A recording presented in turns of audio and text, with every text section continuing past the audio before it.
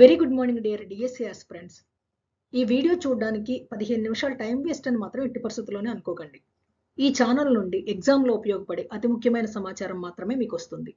ఈ ఛానల్ వాళ్ళకి యూట్యూబ్ వ్యూసే కావాలనుకుంటే జనరల్గా రీల్స్ చేస్తారు చూడండి. ఆ రీల్స్ ద్వారా ఎడ్యుకేషన్ వీడియోస్ కంటే రీల్స్ ద్వారానే కొన్ని వందల రెట్లు ఎక్కువ వ్యూస్ వస్తాయి.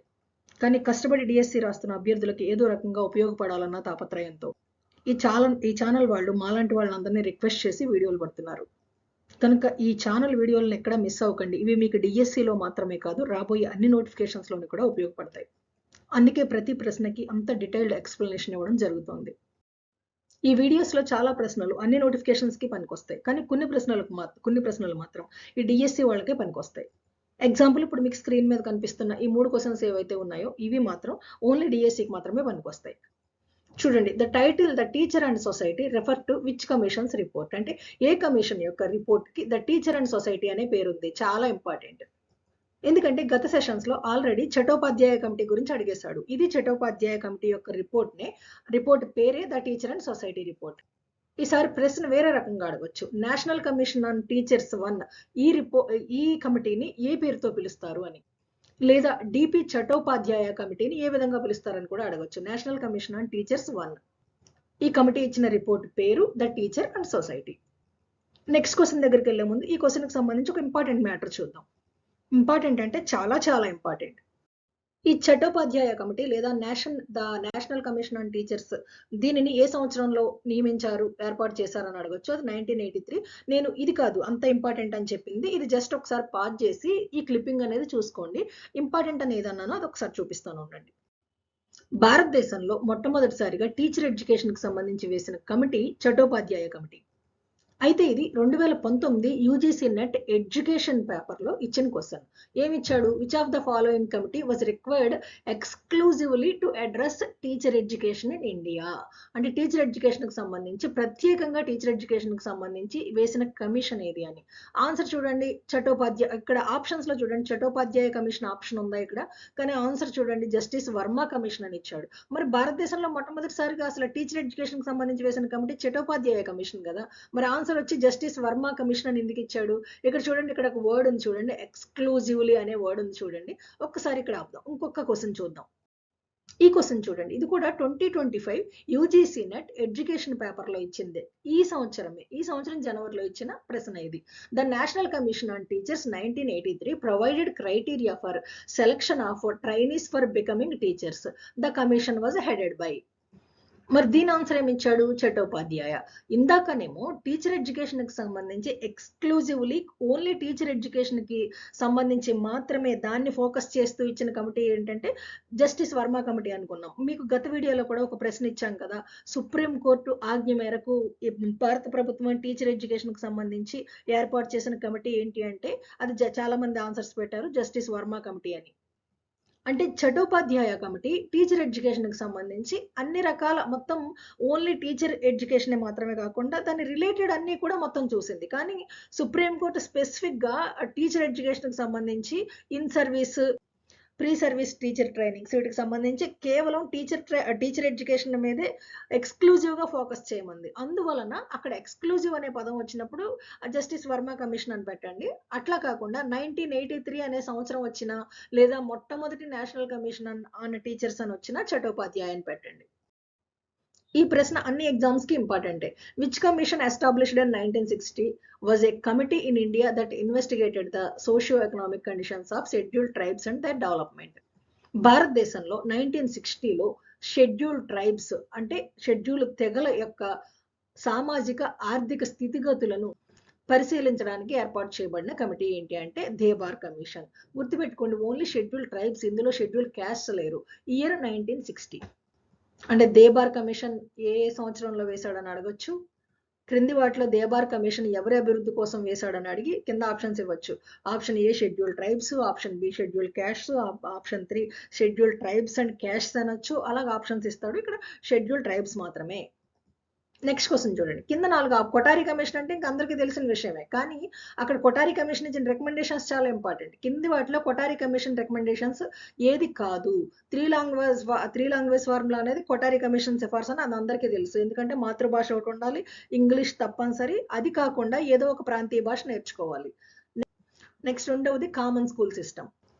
కామన్ స్కూల్ సిస్టమ్ అంటే పిల్లలందరికీ ఈక్వల్ ఆపర్చునిటీస్ అందించడం.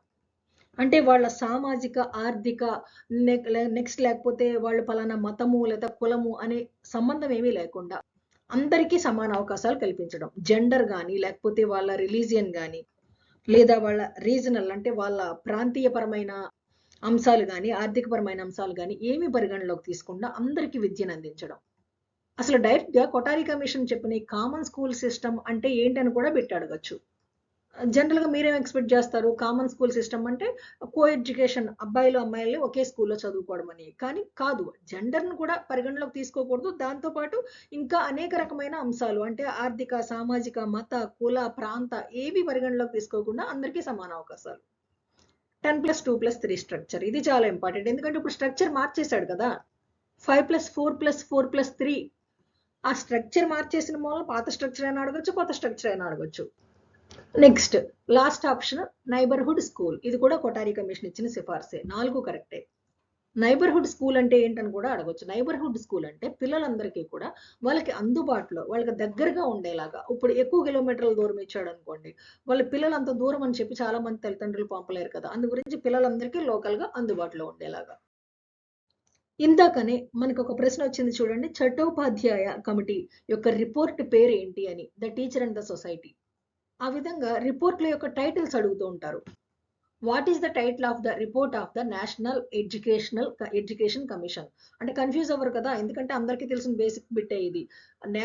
నేషనల్ ఎడ్యుకేషన్ కమిషన్ అంటే కొఠారి కమిషన్ నే నేషనల్ ఎడ్యుకేషన్ కమిషన్ అంటారు. అంటే ప్రభుత్వం ఆథరైజ్డ్ గా పెట్టిన పేరు అక్కడ నేషనల్ ఎడ్యుకేషన్ కమిషనే, కానీ కొఠారి దానికి అధ్యక్షత వహించారు కనుక దాన్ని కొఠారి కమిషన్ అని కూడా మనం అంటాం.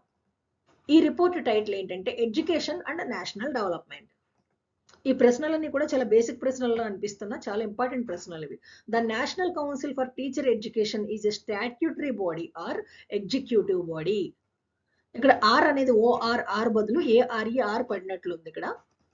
National council for teacher education అనేది స్టాట్యూటరీ బాడీయా లేదా ఎగ్జిక్యూటివ్ బాడీయా? గత వీడియోలో చెప్పాను కదా మీకు ఎగ్జిక్యూటివ్ బాడీ అంటే ఏంటి, స్టాట్యూటరీ బాడీ అంటే ఏంటి, నెక్స్ట్ కాన్స్టిట్యూషనల్ బాడీ అంటే ఏంటి, ఈ 3 రకాల బాడీస్ గురించి మీకు చెప్పాను. NCTE national council for teacher education అనేది ఒక స్టాట్యూటరీ బాడీ అంటే శాసనబద్ధ సంస్థ. ఇది ఏ చట్టం ద్వారా ఏర్పడింది అని అడగచ్చు, ఏ సంవత్సరం అని అడగచ్చు. National council for teacher education act 1993. సంవత్సరం ఇంపార్టెంట్, 1993. డిఎస్సి ఎగ్జామ్స్ స్టార్ట్ అయిన తర్వాత గెట్ ద జాబ్ ఛానల్లో చాలా వీడియోస్ అప్లోడ్ చేయడం జరిగింది. మీరు ఆ వీడియోస్ అన్ని చెక్ చేసుకోండి, చాలా ఇంపార్టెంట్ ప్రశ్నలు ఉంటాయి. అంటే కొంతమంది అభ్యర్థులు ఏం మెసేజెస్ పెడుతున్నారంటే, మాకు ఆ వీడియోస్ మీరు కొత్తగా పెట్టే వీడియోస్ రావట్లేదు అని పెడుతున్నారు. ఛానల్ వాళ్ళు క్రమం తప్పకుండా ఎప్పటికప్పుడు అప్లోడ్ చేస్తారు.